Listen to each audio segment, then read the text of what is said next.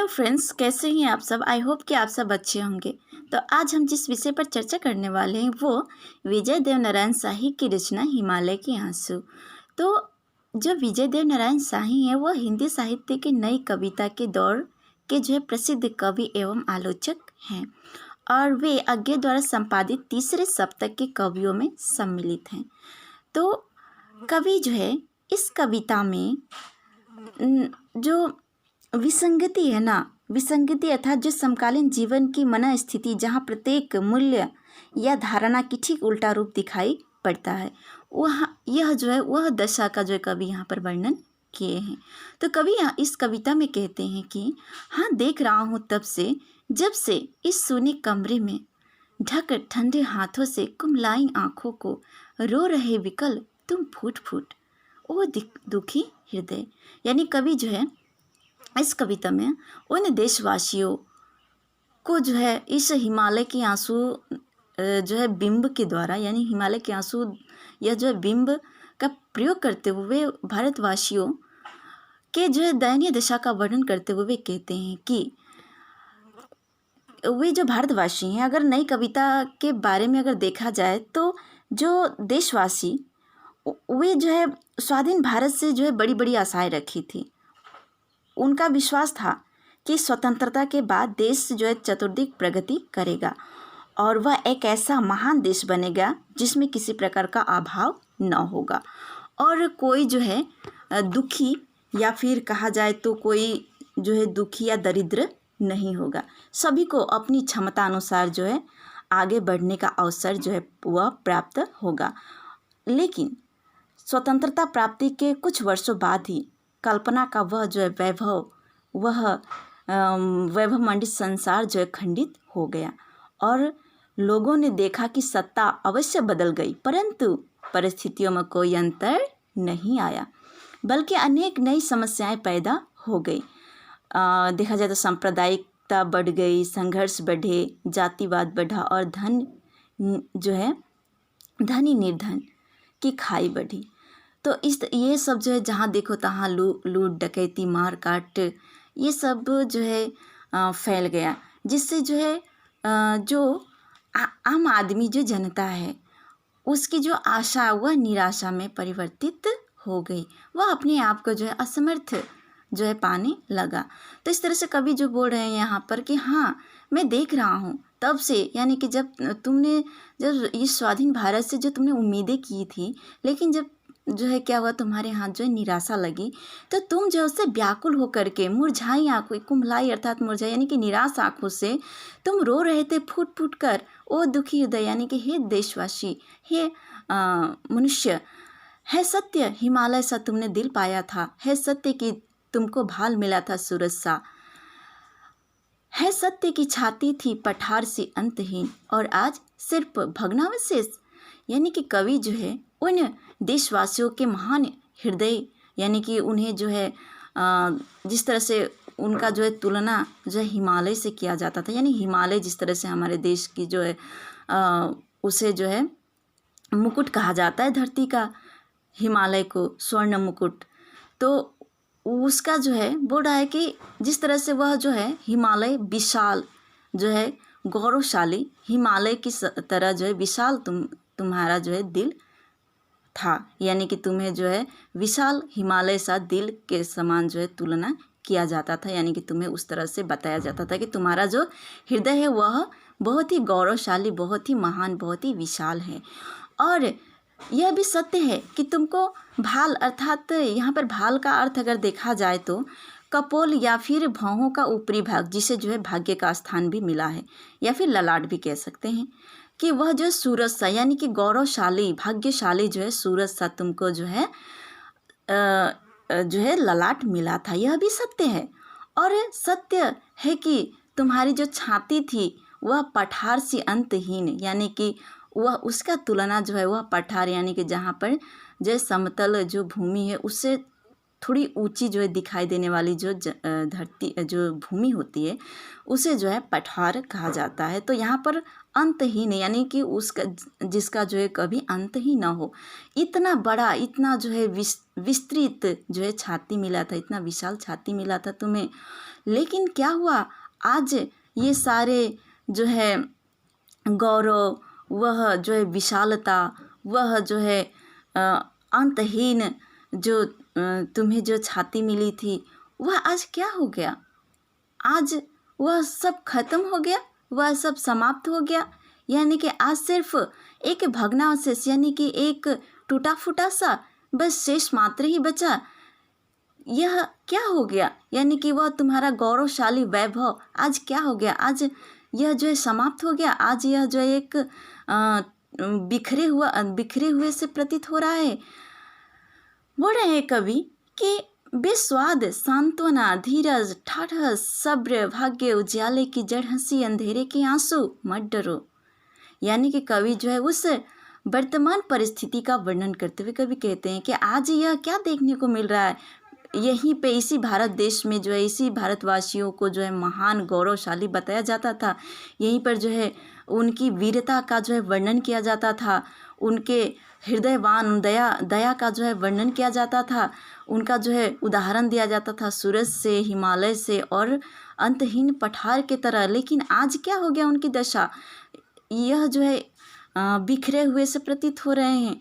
और आज सिर्फ देखा जाए तो बेस्वाद सांत्वना, सिर्फ धीरज और ये सब सब्र, भाग्य, उजाले की जड़, यानी कि जिसमें जो है हंसी जो है जड़ हंसी, जिसमें कोई जो है उमंग, कोई उत्साह ही ना हो, और अंधेरे की आंसू, यानी कि जिसमें कोई जो है रोशनी ना हो, सिर्फ आंसू, दुख की आंसू, अंधियारे की आंसू हो। कवि बोल रहे हैं कि ऐसी जो परिस्थिति है मत डरो, मैं नहीं तुम्हें समझाऊंगा किस्से कहकर, यानी कि कोई किस्से, कोई कहानियाँ कह कर, यानी कि जो मैं तुम्हें समझाऊंगा नहीं कि तुम जो है अतीत की बातें, या फिर कहा जाए तो कोई कहानी बना करके, कोई कहानी कह करके या वीरता का कोई वर्णन करके मैं तुमको नहीं समझाऊंगा। मैं नहीं तुम्हें तुम्हारे प्यारे आंसू पोंछूंगा। यानी कवि जो है उनके आंसुओं को, यानी कि जो जनता है, जो लोग हैं, जो पीड़ित हैं, उनके आंसुओं को बोल रहे हैं कि मैं नहीं पोंछूंगा, मैं नहीं घटाऊंगा इस संकट का महत्व। यानी कि जो संकट तुम पर आ पड़ी है, इस संकट के महत्व को मैं कम नहीं करना चाहूँगा।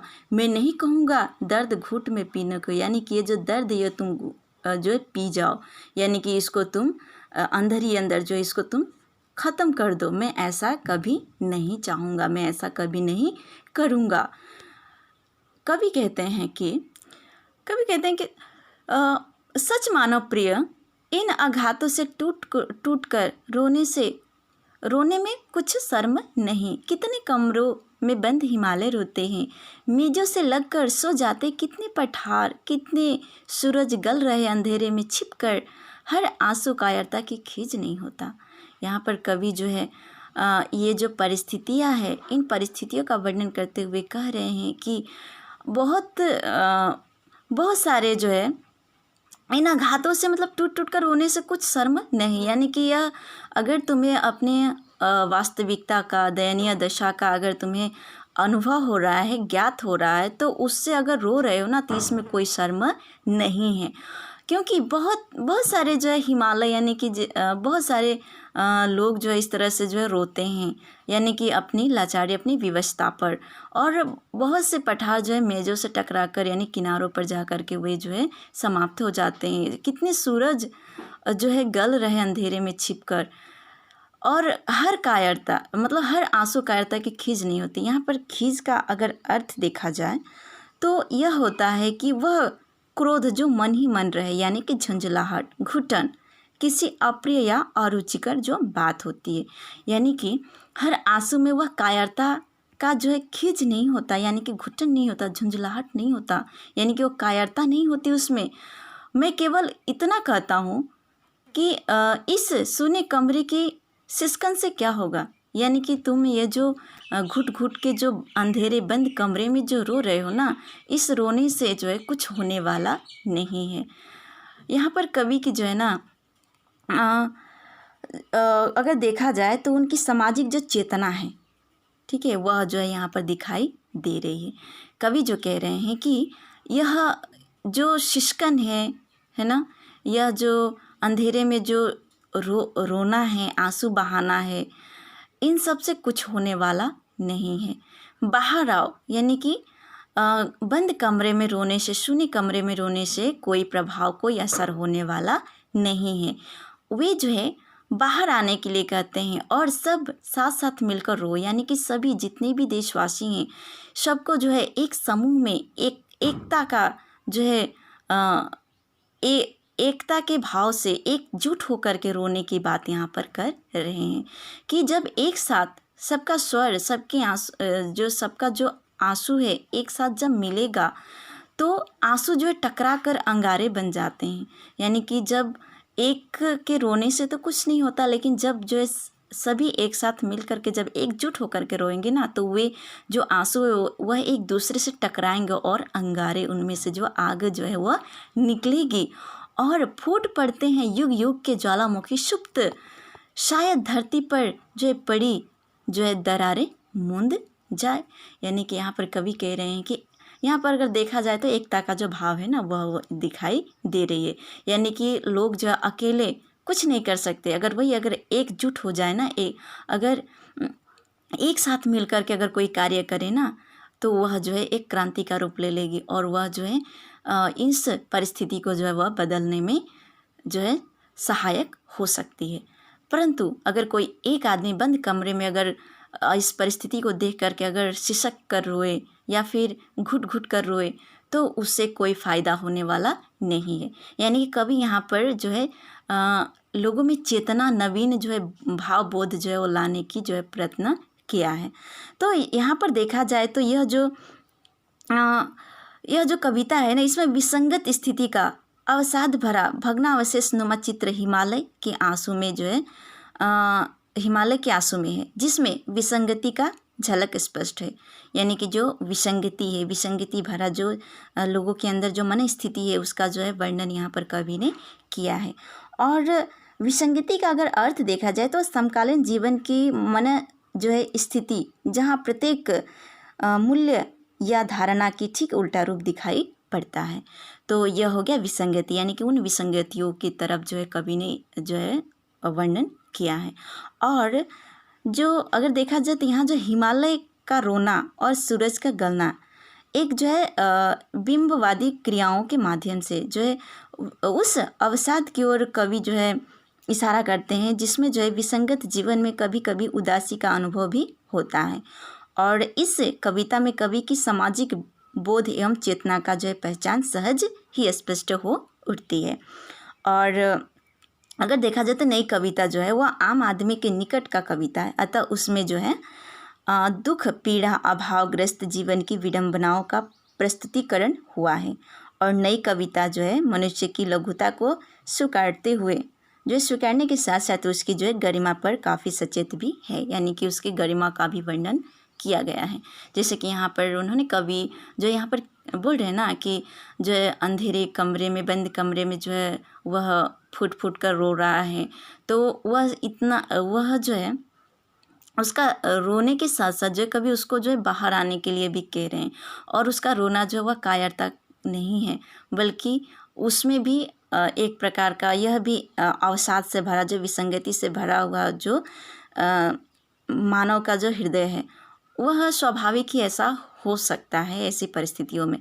तो कवि जो है उसे बाहर निकालने की बातें करते हैं कि वह जब बाहर आएगी और एकजुट होकर के जब एक साथ जब वह सभी लोग जो है रोएंगे, यानी कि वे जो है उस पर रोने का अर्थ क्या है, उस अनुभव करेंगे और उसके प्रति जो है चेतना उनके अंदर जगेगी, तो वह क्या होगा, जो परिस्थिति है शायद वह बदल सकती है।